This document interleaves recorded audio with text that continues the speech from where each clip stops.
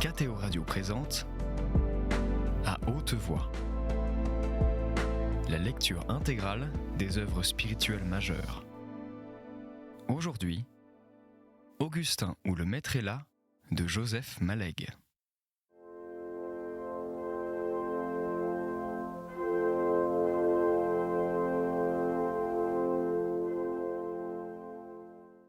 C'était son affaire, hors du domaine public. La genèse des idées et leurs valeurs sont deux. En ce qui le concernait, il acceptait le néant. Mais non pas pour ceux qui l'aimaient. Non pour cette extension de son âme qu'étaient les siens. Contre la mort déjà venue, contre une autre peut-être proche, qu'il repoussait de toute sa force, le dos contre la porte, qu'elle ouvrirait bien un jour. Aucune impassibilité n'était possible. Croyance et désir ruisselaient ensemble de son cœur. Un matin, Christine entra brusquement, les bras nus, portant devant sa robe le tablier caoutchouté des lavages. « Monsieur et Madame Desgraisses des Sablons font visite à maman. Elle est écrasée sous cet honneur. Viens lui aider. » Augustin se rappela que des bruits de sonnettes et de portes avaient, quelque temps auparavant, traversé les épreuves d'Aristote et les références de Rodier. En d'autres régions de lui-même, d'autres morceaux de banquise dégelèrent et partirent sur les eaux. La mort de son père, une sorte d'illogique rancune qui leur gardait de la coïncidence, le hasard des voyages et des absences, avait singulièrement ralenti le rythme des rencontres entre les Desgraisses et Augustin. Il n'avait fait qu'entrevoir, à de rares reprises, Madame Desgraisses des Sablons. « Oui, continuait Christine, j'ai pu fuir presque tout de suite. Bébé m'a été très utile en cette circonstance. Je crois bien que c'est la première fois de ma vie. » Elle rit et remonta un bourrelet d'étoffe sur d'assez jolis avant-bras. Dans le froid salon inutilisé dont sa mère venait d'interrompre le sommeil en ouvrant les persiennes, il l'aperçut, elle, dans son fauteuil, immobile en sa longue élégance, identique et toute nouvelle, à cause de bien des changements de détails, et aussi de ce lieu où elle ne s'était encore jamais montrée. Il la vit sereinement souriante, à quelque chose qui n'était exactement ni ce que lui disait Madame Méridier, ni ce que bourdonnait l'importante présence masculine qui l'accompagnait, ni ce qu'elle regardait d'une fixité distraite, à travers les fenêtres et au-dessus des rideaux. Cet ensemble de conversations et d'occupations, elle le trouvait peut-être juste et adapté, peut-être l'inverse. Il était d'ailleurs indifférent qu'il fût ceci ou cela. La vertu se bornait à extraire de Madame Desgraisses des Sablons un sourire de bienveillance universelle. Elle servait sans variété à toutes les circonstances diverses dont pouvait se composer au gré des jours et de son mari l'ennui le plus paisiblement accepté. Tout, indifféremment, pouvait être favorisé de ce sourire si général. Des meubles, des glaces de cheminée, la vieille figure de Madame Méridier ou ses paroles. Elle devait le mettre, comme elle eût, en d'autres circonstances, mis des chaussures de promenade, un costume de cheval ou une robe du soir. Elle ne redescendit de ses cimes lointaines, ne redevint individuellement terrestre qu'en voyant entrer Augustin. Elle lui demanda de ses nouvelles avec cette formule anglaise qui n'attend pas de réponse. « Comment allez-vous ? Et comme il y a longtemps ?» Augustin revit avec quelque chaleur dans l'admiration ce visage resté merveilleux, que tant de hauteur mêlée à son charme limitait à l'ironique détachement, sans lui laisser jamais atteindre rien qui approchât de la mélancolie. Un début de maturité s'y discernait déjà, à quelque chose de moins ferme dans la chair, un plissé commençant autour des tempes, et dans ses ondulations blondes des reflets argentés naissants, minces, linéaires, qu'elle ne dissimulait nullement et qui étaient une autre beauté. Elle lui marquait un intérêt qu'il ne voyait pas sans émotion. Il regretta de n'avoir pas à ses yeux les habitudes mondaines françaises qui lui eussent permis de lui baiser la main. Mais il fut sensible, à ce moment même, à une sorte d'influence et de volonté d'absorption émanant du fauteuil qui bornait à gauche Madame Méridier. Monsieur Desgraisses des Sablons venait de se lever. Augustin vit se tendre vers lui les coutures visibles d'un gros gant de voiture couleur tan, pendant que voltait à ses narines un souvenir effluve de tabac en cigare, pointillé d'eau de Cologne et de cosmétiques très délicats. Il subit le choc mou d'une voix pesamment dominatrice, qui lui sembla l'imitation d'une autre voix parente, rendant celle-ci le son du maître, mais caché, sec et juste. La voix actuelle se bornait à une approximation superficielle, faite d'un matériau inférieur et moins fin. Des touches savoureusement provinciales s'y maintenaient, préservées exprès, collant sur cet ensemble de vie parisienne comme sur le miroir d'un vernis gras. Monsieur Desgresses des Sablons parlait seul dans un désert dont sa voix variée et considérable occupait provisoirement tout l'espace. Il donnait l'impression de ne pas consentir volontiers à en céder une parcelle pendant qu'il parlait. Madame Méridier avait senti pleinement et d'emblée tout le poids de cette visite. Elle introduisait dans la pièce comme des coups de vent venus de pays étrangers, apportés par Monsieur Desgresses des Salons, véhiculés par lui, devant lesquels l'atmosphère de son groupe à elle, soudain personnifiée et prenant chair, en profitait pour se retirer à reculons, toute pénétrée de respect. Au cours de cette retraite, Madame Méridier prononçait des « Oui, monsieur »,« Merci, monsieur », par lesquels elle continuait de manifester qu'elle existait, quoiqu'il n'y eût rien de quoi elle dût spécialement remercier les intentions bienveillantes marquées par cette visite, et que Monsieur Desgresses des Sablons laissait descendre sur elle par grâce pure, comme la bonté de Dieu dans le catéchisme, étant vides de contenu et valant par leur forme seule. Mais Madame Méridier, en sa simplicité, semblait les serrer contre son cœur, de peur d'en rien laisser perdre. Monsieur Desgresses des Sablons, par une certaine lenteur et hésitation de sa voix, témoignait de quelque étonnement devant tant d'humilité. Il paraissait désirer plus de relief. Peut-être pour que ses favorables dispositions en reçussent un prix accru, pareil à la pluie de Jupiter qui ne tombe que sur les hauts lieux, ou parce que les précautions que des principes collectifs de conduite lui avaient prescrites pour mettre en toutes circonstances sa caste hors d'atteinte, en devenaient inutiles et presque ridicules, ressemblaient à des efforts musculaires démentis par le vide inattendu d'un récipient qu'on croyait plein. Aussi, dès son arrivée, Augustin eut à se faire jour à travers une insistante filante, appuyée et pâteuse, dont Monsieur Desgresses des Sablons sollicitait Madame Méridier, un peu comme un chat tapote, pour la faire mouvoir une souris terrifiée. Tel un maître, entre deux mains plates, fixant sur son devoir la tête d'un élève inattentif, le sentiment des convenances tourna brusquement Augustin vers le sens clair des sons qu'émettait l'homme. Il discerna des « très heureux de », des « Madame Desgresses sera enchantée de », des « oui, oui, trop bons souvenirs », des « me rappelle trop de plaisir », et autres pareilles formules portées à la surface de la voix grasse, bénéficiant, chemin faisant, de toutes ses intentions et de toutes ses moires.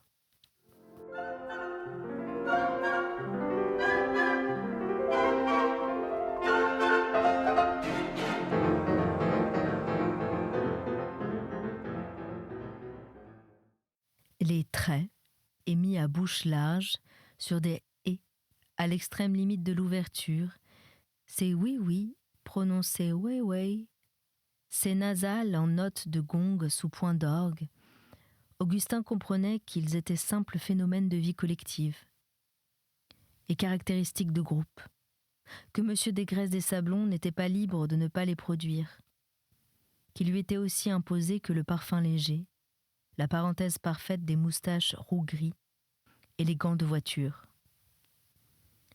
Augustin se demandait s'il y avait vraiment autre chose lorsqu'il découvrit la valeur des deux solennels yeux bleu froid, ouverts au centre des directions diverses d'où se dispersaient de petites rides. Derrière leurs rideaux de paupières, de l'air dont on se redresse pour déguster une liqueur, il se retournait soudain vers quelque point central d'une tête renversée contre le dossier du fauteuil.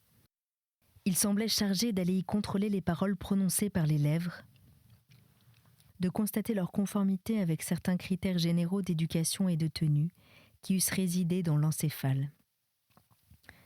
Après quoi, ramenés de rechef sur Augustin au retour de ce voyage intérieur, sûrs d'eux-mêmes cette fois, et pleins d'une objectivité officielle, ils lui garantissaient définitivement cette conformité. En ce moment, les deux mains du maître imaginaire ayant de nouveau immobilisé l'attention d'Augustin, il s'aperçut qu'on lui suggérait de séjourner un certain temps sur des pelouses parcourues d'allées sablées, piquées de massifs fleuris, où des gens en tout semblables à M. Desgraisses des Sablons passaient des minutes fortunées. Il arrivait à Augustin de ne pouvoir se défaire de cette manière de couper son esprit en deux parts, l'une produisant des réponses à peu près exigées par les lieux et les circonstances, tandis que l'autre prenait, à regarder son interlocuteur, ce plaisir de prévision et d'accompagnement, né de l'exécution sûre et infaillible d'un système de gestes attendus, marqué même ça et là, pour plus de perfection, par l'imprévisibilité de la vie. Le caractère qui frappa ensuite Augustin, dans sa reconstitution de M. Desgraisses des Sablons, fut un net relevé d'étoffe grise sur la chaussette couleur bruyère. Après avoir épousé le relief de sa grosse cheville, elle plongeait en une chaussure jaune, conservant à travers des traces de service et de crème à chaussures l'entière précision de sa coupe première. Le tout constituait un pied qui, parce que la jambe était croisée très haut et que le propriétaire de ce pied, étalé dans le fauteuil, occupait beaucoup de place en longueur, se tendait vers Augustin comme une main.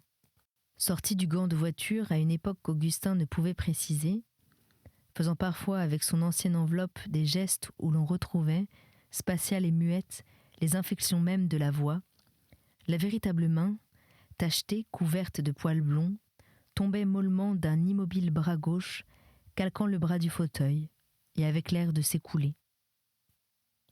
L'échange de paroles continuait entre la moitié d'Augustin, qui s'en tirait très honorablement, et M. Desgraisses des Sablons tout entier. Le sujet, après avoir passé sur des visions de château, semblait revenu au thème primitif, de plaisir actuel associé à un remémoré de plaisir ancien, perçu en la compagnie du père d'Augustin. Monsieur votre père, vraiment grand service, bien aimable de nous rendre, esprit dans des idées excellentes, perte très ressentie, vraiment, avant tous. À ce moment de la conversation, M. Desgraisses des Sablons, enfin recomposé au cours d'explorations de durées diverses, minutieuses, quoique conduites sans méthode, émergea enfin de tout le relief dont il était susceptible, et Augustin mit à lui parler une attention entière et rajeunie. C'était le moment où l'édifice impeccable et faiblement parfumé des cheveux se penchait en arrière d'un angle très petit, mais toutefois perceptible, tandis qu'un sourire non plus seulement bienveillant, mais empreint d'un sentiment d'égalité avec Augustin, et en exprimant une surprise ravie, soulevait sur des dents la lèvre supérieure et par elle, la parenthèse des poils. « Mais vous, cher monsieur, disait M. Desgraisses des Sablons, vous occupez une chaire à nos facultés. Ce serait un couronnement de carrière pour bien d'autres. C'est un début pour vous. » Et il ajoutait « Parfait, parfait. » Il prononçait « Parfait, parfait », donnant ainsi à la dernière syllabe ce ton de l'attente, cette surélévation des phrases indéterminées qui signifiait « Mais quoi donc ? Vous avez fait une dictée absolument sans faute. Que n'allez-vous accomplir maintenant ? Ou encore « Mais allez donc, rien ne saurait me surprendre de vous ?» Ou aussi qui semblait donner la voie libre à quelques jeunes athlètes de la classe des espoirs dont la performance eût été précisément suspendue par la crainte respectueuse de surprendre M. Desgraisses des Sablons. Et sur ce, tombèrent les mots pour lesquels ils étaient là. Ils tombèrent sans nulle transition, qu'un court et banal adverbe, toute transition étant pour M. Desgraisses des Sablons, un problème non de rédaction mais de convenance, et celle-ci consistant en ce que M. Desgraisses des Sablons avait déjà payé et d'avance une visite d'un quart d'heure. Précisément, dit-il, ma nièce Préfaille, la fille de mon beau-frère, d'un ton éteint, l'officier de marine tué devant Dixmude, passe un examen fin juin ou dans les tout premiers jours de juillet. J'aurai même l'indiscrétion de la recommander à votre bienveillance. Et il termina par un large sourire sans gaieté. Mademoiselle de Préfaille passe quel examen, monsieur ? En dépit d'un « initial, le renseignement menaçait de ne pas sortir aisément de la grande bouche ouverte lorsque du fauteuil qui bornait Madame Béridier sur la droite, une réponse vint sur les ailes d'une voix curieusement maîtresse d'elle-même, assurée et charmante, qu'Augustin ne s'était jamais lassé d'entendre et d'admirer. C'est une licence S-lettres, partie philosophie, tout à fait votre spécialité, monsieur. Et le latin l'inquiète fort. Comme si l'obstruction du gosier de monsieur Desgresses des Sablons venait de céder sous un coup du bistouri, il reprit avec vélocité, juste à la fin de l'explication technique. Oui, cette petite s'est passionnée pour ça. Oh, elle a tout de même eu la bonne idée de ne pas nous en occuper trop. La saison mondaine ne l'intéressait pas. Enfin, ce sont les nouveaux goûts, ajouta-t-il, tourné vers Madame Méridier, comme en un regret confidentiel qu'elle se trouvait sans doute plus particulièrement adaptée à comprendre.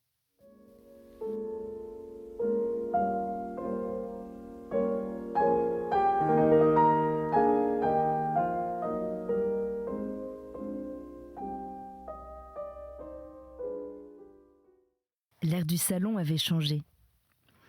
Essentiellement composé jusqu'alors des effluves issus de monsieur Desgresses des Sablons, fait d'un rare mélange individuel, avec valeur de groupe, de ses tournures de phrases, de sa voix, de son cosmétique et du soleil de ses pelouses, il admit des souvenirs d'un temps plus ancien, où celle qui s'était passionnée pour ça n'était encore qu'une enfant aux profonds yeux purs.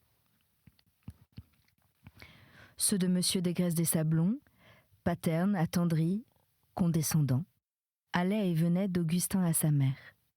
Le geste qui accompagnait « passionné pour ça » signifiait « il faut savoir céder aux enfants ».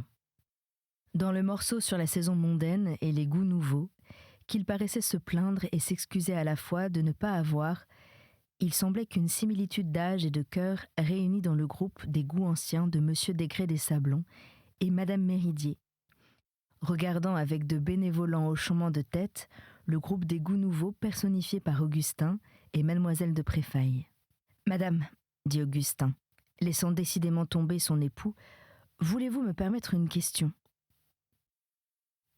Où et sur quel programme mademoiselle de Préfaille s'est-elle préparée et où passe-t-elle ? Mais à Lyon, elle s'est préparée très simplement. De novembre à janvier, où nous sommes à Lyon, elle allait aux facultés catholiques qui sont à 10 minutes d'automobile. Vous l'avez dit, monsieur Desgresses, très souvent accompagné. Jamais vous n'avez convenu que c'était 20 minutes au moins. Augustin comprit qu'il devait aimer les rectifications dures et faciles et faire montre de précision à peu de frais. Le même ressentiment de la remarque leur vint à tous deux, son interlocutrice et lui. Le temps, dit Augustin, a ses raisons morales de s'étirer, de se contracter. Les chronomètres n'en rendent pas compte. En hiver, dit madame Desgresses des Sablons, d'une lente voix ininsistante, le froid le contracte certainement. En revanche, madame, de mars à juin, vous avez dû noter des dimensions inverses à vos voyages aux facultés. Et je vous dirai que je n'en saurai jamais rien, parce que nous sommes alors à Paris, où notre installation est près de celle de mon beau-frère. C'est à partir d'elle que, pendant l'été, j'aurais dû compter le temps. De brèves petites notes de son léger rire de cristal tintèrent dans l'air du salon, puis elle continua. À Paris, ma nièce a travaillé avec monseigneur Herzog, le professeur de l'Institut catholique. Est-ce que vous le connaissez ? Il doit avoir plus de 70 ans. Il était l'abbé Herzog et aumônier de notre lycée lorsque je l'ai connu. Il a été gravement malade. Je l'ai beaucoup aimé. Comme ce souvenir trop personnel a amené un temps de silence, il ajouta « Il a dû être un excellent professeur pour mademoiselle de Préfaille. » Puis revenant au vieil aumônier, doux, ascétique, presque immatériel. « C'est bien lui », dit Madame Desgraisses des Sablons. Sensible aux valeurs morales comme à une forme supérieure du décor de la vie, elle continua. « Il est tout à fait exquis. » Puis, se souvenant soudain, « Qui donc nous a dit qu'il se présentait à une académie ?»« Il joue fort aux échecs, » dit M. Desgraisses des Sablons en parfaite innocence, sans se rendre compte que sa phrase se liait malgré lui à la précédente. Mais cette juxtaposition fit rire Madame Desgraisses des Sablons. « Non, » protesta tout à coup la clairvoyance tardive de son époux, tandis que son sourire bourbonien s'attribuait ainsi la paternité d'un mot qu'il n'avait pas voulu. Ce sens est fort loin de ma pensée. Mais il avait conscience qu'il venait de s'exprimer, comme toujours, avec un bonheur spontané, et il montrait qu'il ne considérait pas comme impossible une familiarité avec les questions d'élection à l'Institut, lorsque quelques circonstances de religion ou de société les haussaient à un degré de visibilité suffisant. « Monsieur, » fit Madame Desgraisses des Sablons, « voulez-vous me laisser espérer que vous serez assez aimable pour nous amener au Sablon, Madame votre mère et votre sœur, pour une après-midi ou pour un déjeuner cet été, où nous y serons souvent ?» L'acuité d'Augustin, cependant fort grande, fut insuffisante à lui permettre de lire en Madame Desgraisses des Sablons. L'évident intérêt qu'elle lui portait ne s'étendait qu'avec difficulté à sa mère et à sa sœur, quoiqu'elle fût préparée au sacrifice de les recevoir. Mais elle vit qu'elle ne courait aucun risque. Madame Méridier et même Christine, qui eussent malaisément éludé le déjeuner, s'il s'était présenté daté, précis, net de tout contexte, absorbable et glissant comme une pilule, susceptible seulement d'un oui ou d'un non, que leur timidité rendait, pour des raisons différentes, presque également impossible, reculerait devant une invitation dont elle devait elle-même fixer la date, et qu'un artifice de rédaction mondaine associé à une après-midi entière, indéterminable et déclassée. Et en effet, Augustin répondit pour elle. « Je suis très touché, madame, mais ma mère ne sort guère depuis longtemps. Ma sœur est très prise par son petit garçon. J'ai moi-même bien peu de temps. » La dernière affirmation était d'une exactitude morale qui lui serrait le cœur, à cause de sa crainte d'être pris au mot. Au reste, toute cette bruissante broussaille d'excuses fut balayée par un geste aimable et souverain, présentant à la consommation d'Augustin un gâteau fait de sincérité et de simulation pétris ensemble et indiscernables. Il m'eût été agréable d'avoir ces deux dames une après-midi, et bien facile de les faire prendre, je vous assure. Madame Desgraisses des Sablons comptait qu'Augustin ne scrutait pas de trop près ses conditionnels passés. Mais vous, monsieur, dont tout le temps ne se passe dans les livres, nous en avons au Sablon toute une bibliothèque. Vous viendrez les lire sous des ombrages que nous trouvons le moyen de conserver à peu près verts. Grâce à l'heure d'été, nous dînons en des soirs ravissants. Vous vous laisserez tenter, et je vous serai d'autant plus reconnaissante que vous tarderez moins. Elle se leva d'un grand mouvement harmonieux, dont Augustin subit la complexe grâce, ainsi que jadis, mais dans l'ancien trouble. La souple et comme inconsistante étoffe de sa jaquette gris-fer, ayant épousé austèrement les formes de son buste, se permettait sur l'évasement des hanches deux plis d'une lassitude savante, ajustée et longue. Enfin, toute avance faite, tout sourire achevé, et toute chose réglée, revenant désormais pour tout le monde au sentiment tranquille de sa situation sociale et de sa très vaste fortune, la grande dame rendit à son visage son expression et sa position naturelle, qui était redressée, avec une certaine nuance permanente d'ironie, dans la certitude de soi, la hauteur et la beauté. Cependant, M. Desgraisses des Sablons, ayant supplié Madame Méridier de ne pas prendre la peine de l'accompagner, s'était, avec une lenteur pompeuse, incliné au niveau de ses mains. Ils descendirent tous les trois le large et doux escalier de province. Comme Madame Desgraisses des Sablons paraissait s'attarder auprès d'Augustin, son époux prit le parti de marcher le premier en profil perdu. Il les devança à la porte. Là, il partagea ses regards entre les deux causeurs qui s'éternisaient et un grand cheval bai brun, dont un cocher à livrée grise contenait le piaffe ennui. Pour certains courts trajets autour des Sablons, il avait le caprice de conserver l'usage de la voiture à cheval, car il conduisait bien. Il captait des bribes de conversation. Les projets de M. Desgraisses le retiendront sans doute ici de juin à novembre. Et aussi, juin est le plus beau moment des prairies, et nous avons bien de la chance de vous y rencontrer. Augustin donnait des éclaircissements. Mes derniers cours finissent au début de juin. Les premiers examens commencent dès la fin de ce mois. Tout l'intervalle, je le passe ici. La conversation paraissait finie, rebondit. « Il faut bien du talent, dit-elle, pour écrire sur Oxford un livre qui ne le défigure pas. Ce peuple est le seul qui sache encore bâtir en gothique. Peut-être vous rappelez-vous, madame, le dessin du beffroi que Baudelaire destinait à Christ Church. » C'était À haute voix, une émission de KTO Radio. Aujourd'hui, Augustin ou le maître est là de Joseph Malègue. Lecture, Anne-Céline Pellarini. Captation et réalisation, Aymeric Plouminec et Thibaut Dagalier. Une émission disponible en podcast sur ktoradio.com et sur l'application KTO Radio.